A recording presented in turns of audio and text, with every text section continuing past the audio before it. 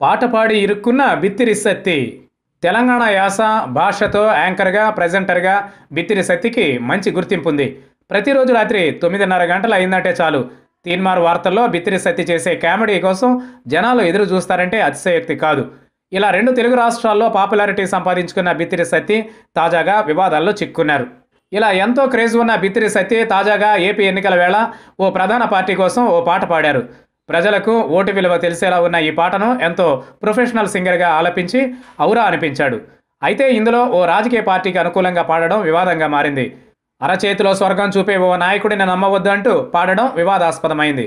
ఆ పార్టీ వారు దీనిపై ఆగ్రహం వ్యక్తం చేస్తున్నారు. బిత్తిరి సత్తి పాడిన పాటకు ఆ పార్టీ వ్యతిరేకమైన వారు తీవ్ర విమర్శలు కురిపిస్తూ ఉండగా, అనుకూలంగా పాడిన వారు కీర్తిస్తున్నారు. సోషల్ మీడియాలో ఇప్పుడు బిత్తిరి సత్తి టార్గెట్‌గా పెద్ద పంచాయతీ నడుస్తోంది. ఏ రాజకీయ ప్రయోజనాలు ఆశించి బిత్తిరి సత్తి ఓ పార్టీకి అనుకూలంగా పాట పాడారని కొందరు విమర్శిస్తున్నారు.